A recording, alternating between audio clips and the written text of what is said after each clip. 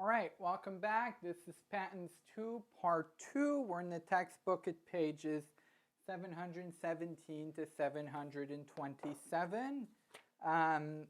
And I left the stuff on the board because we're in the same place we left off in the previous capsule, and that is, right, in the dissenting opinion in the Harvard Mouse case.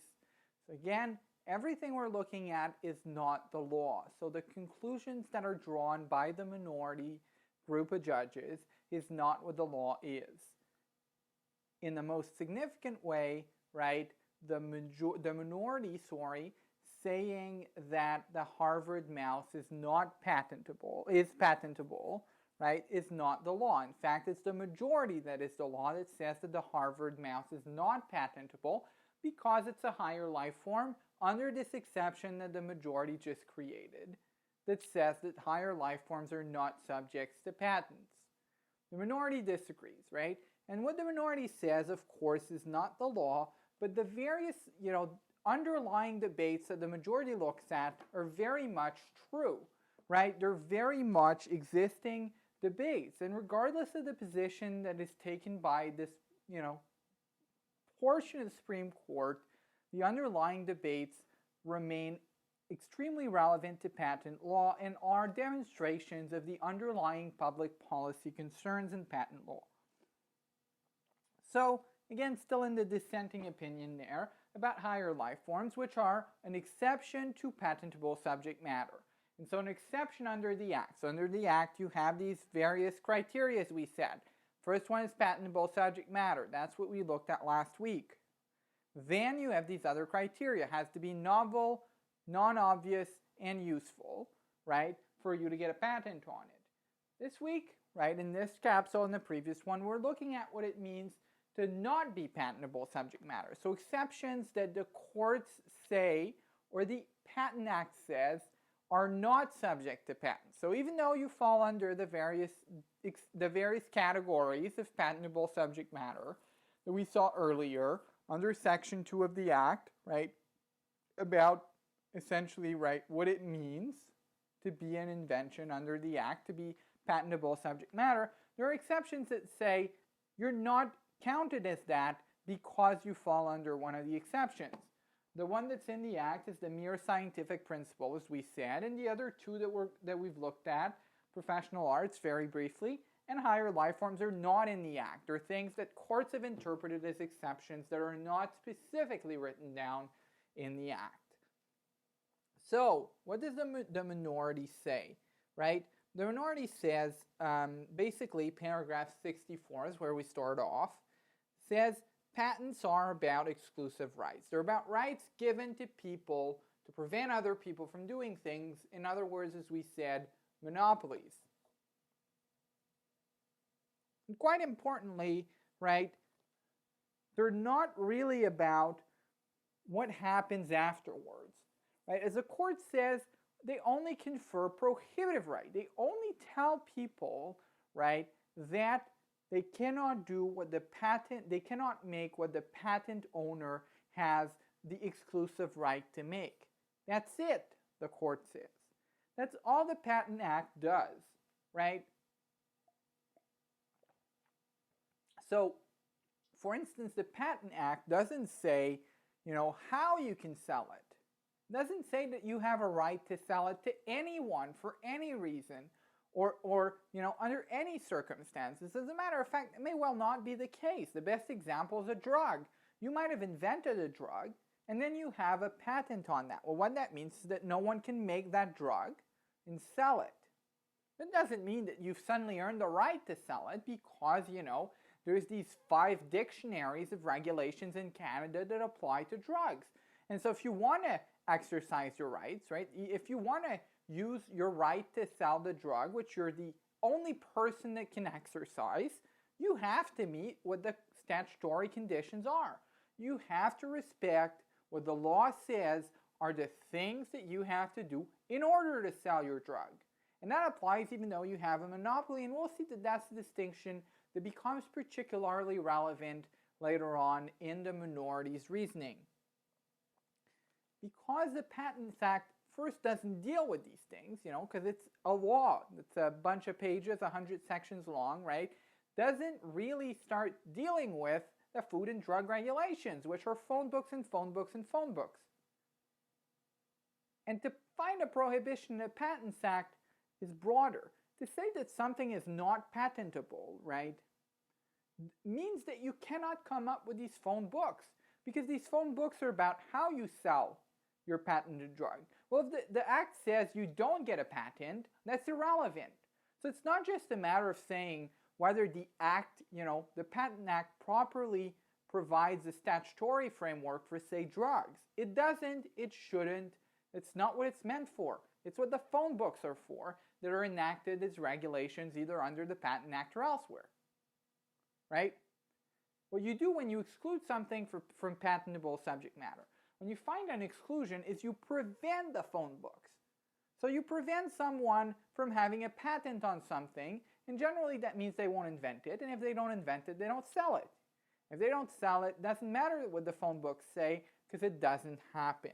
And so it's kind of a nuclear bomb, right? It's a major option, it's a major consequence of finding that something is not patentable under the Act.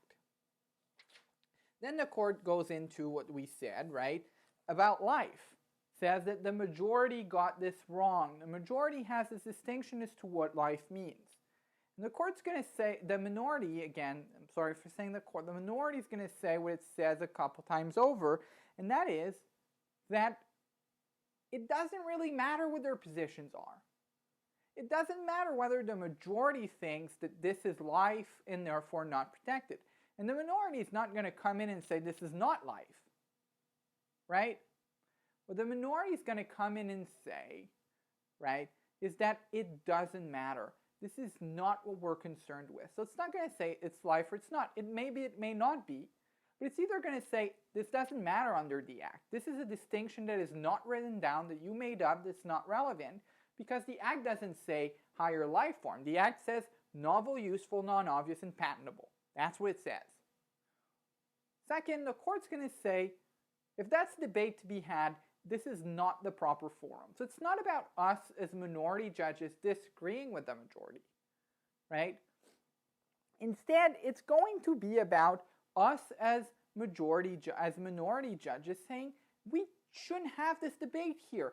Again, it shouldn't be me, Ian Beanie of the Supreme Court, right? I might be very smart and illustrious. I might have, you know, gotten the gold medal from my law school, but that doesn't make me qualified to say what life is. Doesn't make me qualified because I'm not a scientist, I'm not an expert, first. And second, even if you put scientists and experts before me, I'm not elected. I shouldn't be the one, regardless of how smart of a gold medalist I am, determining what in fact life is from these various expert opinions. I have no democratic or other legitimacy to make that decision.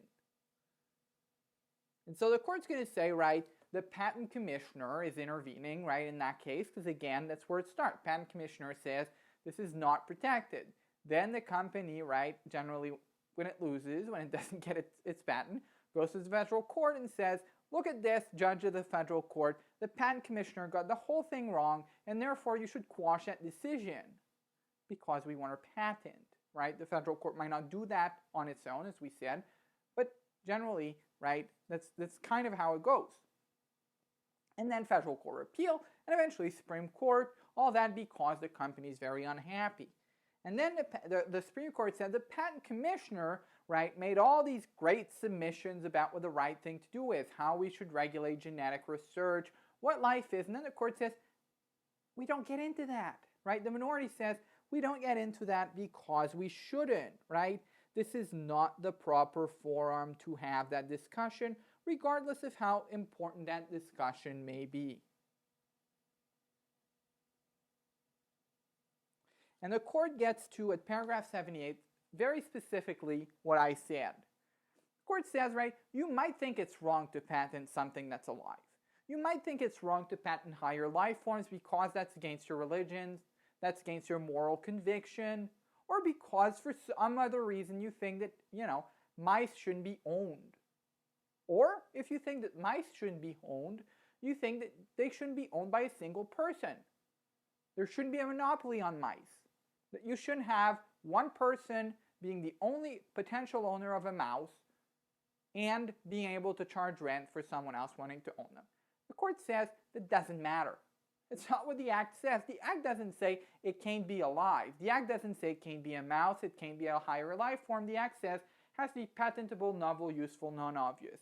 And quite, annoyingly, it seemed like the mouse in the Harvard mouse case met these various criteria, right? It was new, they invented it, right? They invented the genetic sequence of the mouse. And it was non-obvious because they invented it. And it was patentable subject matter because it was, a composition of matter, basically, right? A bunch of atoms, as we said. And, right, it's commercially useful because it helps us find cures for cancer, which is a socially useful result, as we said, that people like so much that they're willing to give you their money for it. And that's how we assess whether something's commercially useful. Again, not in terms of how much money you make, but more, humbly in terms of the fact that you're likely to make money because, it's useful, because people are likely to give you their money for it, regardless of what the amount is, whether that covers your costs, and so forth. And the court says, right, this is it. You got the 4 things, you're potentially patentable. You don't have to start making up exceptions like higher life forms because that's not what the Act says, right? The Act says 1, 2, 3, 4. The mouse meets 1, 2, 3, and 4, and therefore potentially it is patentable. That's what the minority says. Then paragraph 79 and following, the minority says, right, what I just said about regulatory framework. One of the arguments of the majority is that there is no regulatory framework. If we let people patent the mouse, right, there would be no regulation, and therefore they could do whatever they want with it, which is wrong and scary. And then the minority says, no, this is not true, right? As I said, things like the food and drugs regulations, right, the bunch of phone books that say what you have to do to be able to create something that people put into their mouth, essentially. Because that's pretty dangerous, putting something into your mouth. You have to know, generally, that it is what it's supposed to be and that it's safe, right? The 2 standards under the food and drugs regulations are safety and efficacy. You have to know what it is and that it's safe, that you won't die from eating arsenic, and you have to know that it does what it says it does. Before you take a drug that has the potential to give you a side effect, you have to know that it actually does have the potential to have the positive effect that the drug manufacturer says it can have. And all these phone books are not in the Patent Act. The Patent Act is 100 sections, 100 sentences, and it doesn't have the phone books. And therefore, the minority says this is a strawman argument, right? It's not true that there is no regulation. There will be if the government comes up with some, and saying that the Harvard mouse is patentable doesn't prevent that, right? What does prevent that is doing the opposite. If you say you don't get a patent, then there's no reason for the phone books to exist, as we said earlier. And they draw this comparison, paragraph 82, right, as I said, with drugs. I gave it to you in more detail, but it's the same comparison that's used in broad terms by the courts, by the minority of the court. Then the court says, the minority says, from a conceptual standpoint, your idea that somehow procreation matters is bullcrap, right? They say, this idea that somehow, right, you did invent the genetic sequence of the mouse, but then, right, the mouse procreated, and therefore, right, you didn't really cause that, right? You're not really, the one who created the resulting mouse as much as it was the mice procreating, as we said. And the court says this makes no sense, because it's always the laws of nature at work. If you invent a drug, right, what's a drug again? A drug's a molecule that does something. Generally, you won't have invented the molecule. You won't have invented the makeup of the carbons, but you'll have found or demonstrated, right, that the molecule does something useful, generally curing something. right? And oftentimes, right, people might even suspect that the molecule might do something, but then you're the one that has $10 million to spare, and then you buy all these rats, and then you test the molecule on the rats, and then on humans, and then you go through all this process, you hire very fancy lawyers, pay them millions of dollars, then you prove to the satisfaction of the government that your drug works, and then you're able to sell it. The court says, right, well, the fact that the drug works is also the laws of nature, much like the mice procreating, right? It's not because you found, right, that your molecule has an effect on whatever disease that it has that. It works through the laws of nature, through the body and the chemical interactions that make that true, and therefore the distinction that the majority is trying to draw is basically illusory, because the laws of nature are always at work as much as they are in the mouse, right? As much as they are in drugs, right? Equally as they are with the mouse.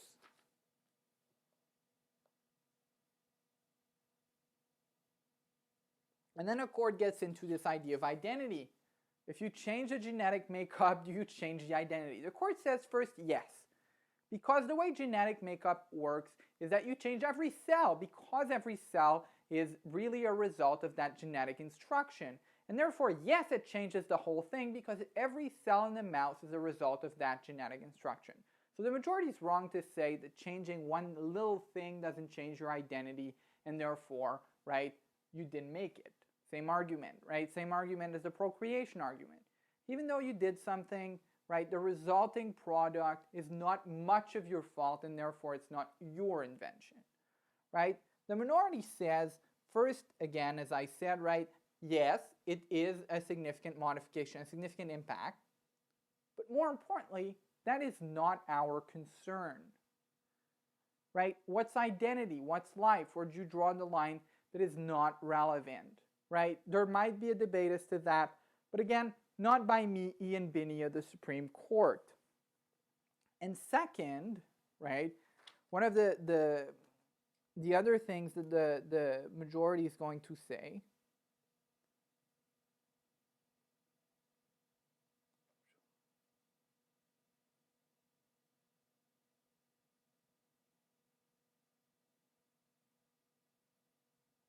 is that this is going to be, a matter of damages, right? And so you might be correct that the resulting thing is not just the result of what's patented. But that doesn't mean that it's not patent infringement. What it might mean, and you don't have to understand this in great depth, is that it might not be wholly patent infringement. In other words, if you take something infringing someone's patent, and then you come up with something later on, right? The whole thing is not patent infringement. Part of it is.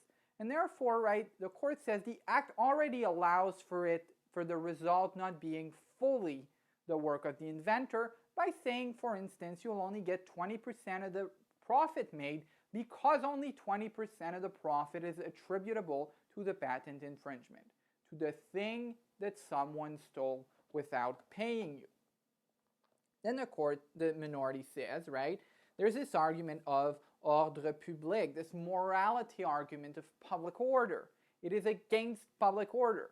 And what does that mean, right? Generally, it means that it contravenes a fundamental value of society, and that warrants the intervention of the government, right? What if we have a contract for the sale of drugs? Our contract might be valid, might meet the various things that the law says a contract has to meet. But the government's going to say, well, even though you got your contract right, we won't enforce it because we don't think it's right for us to enforce a contract for the sale of drugs. And that might have very unfortunate circumstances, right? For instance, someone might give you the drugs and then you refuse to give the money. Well, they can't sue you on that contract, and therefore you keep both the drugs and the money. But that consequence is considered less significant than the potential awful consequence of enforcing all drug contracts. That's just an example. There's many more of them. And so essentially, right, what the majority is trying to do here is trying to say it is against public order to protect higher life forms. We don't want people to own things, or at least we don't want people to have a monopoly over things that are alive, and alive in a major way, right? In a way that are sentient beings, right? Like rats and humans, and not like plants. As I said earlier, cruelty against animals is illegal, not cruelty against plants. And then the court says, right, quite interestingly, the minority says some places in Europe, for instance, there's this concept of public order. And why is it not applicable in Canada? Well, A, because it's not in the Act. Again, the majority made it up. They made up this distinction between a higher and a lower life form by going by the back door and saying it's not novel, or it's obvious, right? Or it's not the result of your invention. So it's not in the Act, so it's not legitimate. And second, there's no nuance to it. In the places in Europe where there is a public order requirement, there's more detail as to how it's applied. For instance, right, there's a balancing test in some places that's going to say you have to balance the public policy concerned against owning human life or some form of life versus the potential benefits that come as a result of innovation, which comes, as I said, as a result of people making money. And we don't have this sophisticated structure, and therefore, in its absence, it's not legitimate for the majority to come up with an exception. And quite importantly, it's not, it doesn't work, right? We don't have places where we can, let courts draw the line with a balancing test and therefore have the good effects of innovation. What we have, what the majority gives, is a blanket exclusion against higher life forms. And so you don't balance whether in that specific case it's socially, suitable or not. You just have this blanket exclusion that says, regardless, never is it allowed. And that's what the majority did.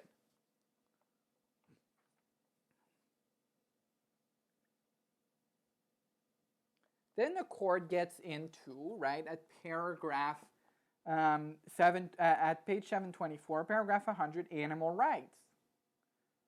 The court says, of course, there's reasons why you don't want to own animals, but then the court says, again, right, it's not in the Patent Act. What the Patent Act says is patentable, novel, useful, non-obvious. That's all it says. It doesn't say, for instance, right, well, we don't want to be cruel against animals, so therefore we don't cover them. So the court says, again, as always, the minority says it's not in the Act. And second, right, this is not the proper forum for having that debate. The Patent Act is not that proper forum. In fact, as an act, it is not at all the proper forum. We have another law that gives an exception, like we have the phone books on the Food and Drugs Regulation. We have something that's more detailed and that applies beyond the context of patent, because patents are about patents. They're not about regulating all of society by incorporating all of the things that we think are right or wrong. And the court says, of course, that the minority says, of course, that the state of the law is that animals can be owned. So it's kind of odd to say that you can't patent them because you can own them. A pet you own, right? Like an object. It's closer to an object than a human being. You can't own a human being. That would be slavery. But you can own an animal. And on top of that, there's potentially good reasons for that, right? We test drugs on rats because we think that it's worth it, even though it hurts rats, right? If you give a rat cancer, probably it hurts and probably it shortens their life. But we think that's worth it because we think rat lives are less important than human lives, and that, sacrificing rat lives to save human lives is worth it. And then you have this argument, paragraph 101, of the commodification of human life.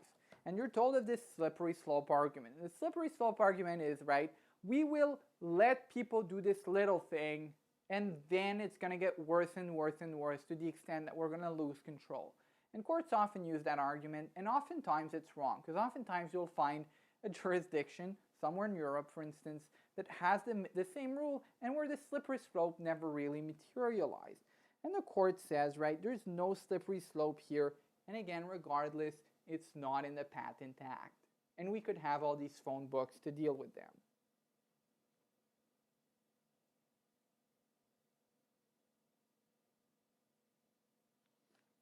And finally, you have this this pretty interesting, two interesting ideas at page 725, right, which we won't get into in detail, but that are interesting to think about. You might want to write your paper on that.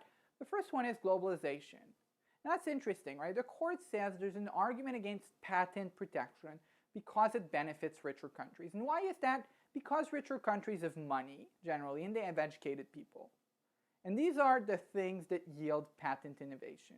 And therefore, disproportionately, what's going to happen is you're going to have monopolies concentrated in rich countries, making things that are going to be sold everywhere around the world, and that's going to suck wealth out of, developing countries and into wealthier countries. Another interesting thing you mentioned at paragraph 108 is the idea of compulsory licenses. So one of the things you might do is not exclude something from patent protection. Say, you can get a patent on that, but your monopoly is limited because we're going to force you to give someone a license.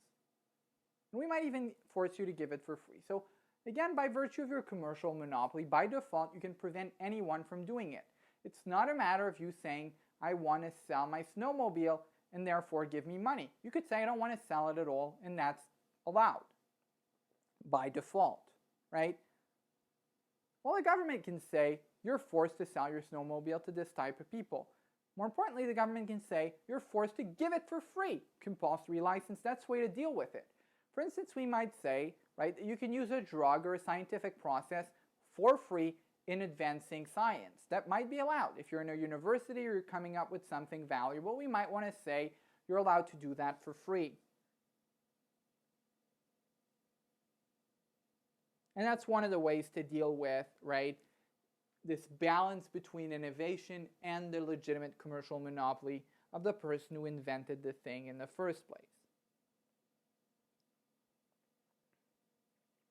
Finally, of course, quite importantly, right, what is the conclusion of the minority at paragraph 115? Yes, 115. Importantly, it is that there's no blanket exclusion. So the court doesn't say, yes, Harvard, you get your patent on the mouse. It's not what happened. The court says the commissioner, the first instance decision maker, was wrong to say that Harvard, regardless of the merit of your application, regardless of whether you met 1, 2, 3, and 4, you cannot get it because there's an exclusion. The minority would have said that's wrong. There's no blanket exclusion. But the answer is not, yes, Harvard, you get your patent. It's yes, Harvard, you may get your patent if you meet the other conditions. And again, that's important.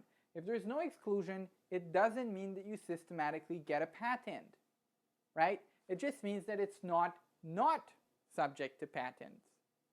You still have to meet the other conditions, which we'll see in the next capsule, which are novelty, usefulness, and non-obviousness.